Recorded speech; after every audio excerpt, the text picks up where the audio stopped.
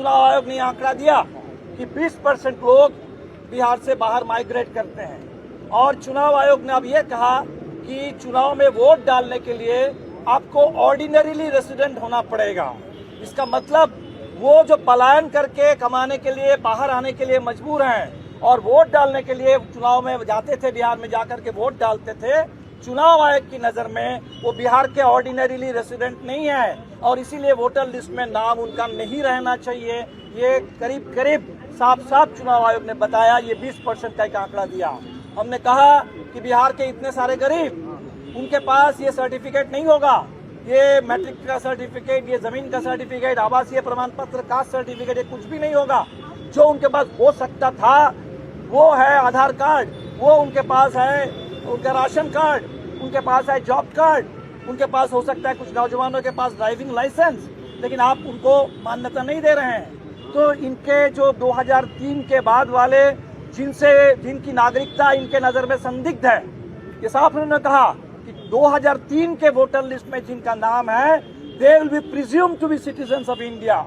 और 2003 के बाद जितने नाम चढ़ेंगे वो उनको नागरिकता साबित करनी पड़ेगी चुनाव आयोग को। जितने हमारे नौजवान मतदाता हैं आज के दौर में, छात्र नौजवान जो रोजगार को लेकर सड़क में आते हैं, सवाल उठाते हैं, जो अग्निवीर के खिलाफ प्रदर्शन करते हैं, रोजगार के सवाल पर, पलायन के खिलाफ, आज उनकी नागरिकता चुनाव आयोग के नजर में संदिग्ध है और साबित करने की आवश्यकता है। और इसीलिए उन तमाम लोगों को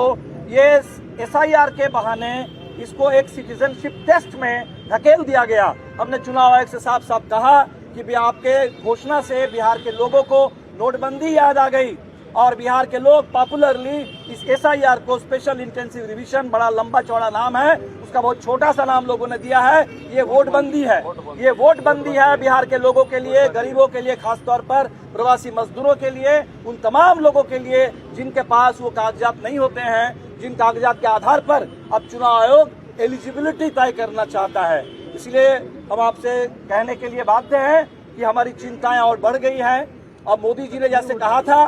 कि 1 साल के बाद कृषि कानून को वापस लेते हुए कि हमारी तपस्या में कोई कमी रह गई थी, हम किसानों को समझा नहीं पाए, तो हमें मोदी जी को ही एक तरह से कह देंगे कि भाई हमारी तपस्या में शायद कोई कमी है, बिहार के लोगों की तपस्या में कमी है कि चुनाव आयोग को हम लोग छोटी सी बात समझा नहीं पाए कि 1 महीने में, जुलाई महीने के अंदर, बरसात के महीने में 8 करोड़ मतदाताओं के पास आप बिल्कुल नहीं पहुंच सकते हैं। वो प्रवासी मजदूर जिनको आप कह रहे हैं कि उनको ऑर्डिनरी रेसिडेंट दिखाना होगा, वो नहीं दिखा सकते हैं और इसका सीधा मतलब होगा लाखों करोड़ों की तादाद में लोग वोटर लिस्ट से बाहर हो जाएंगे और वोटर लिस्ट से लोग बाहर हो जाएंगे तो उनका पूरा इस लोकतंत्र में पूरा वजूद खत्म हो जाएगा।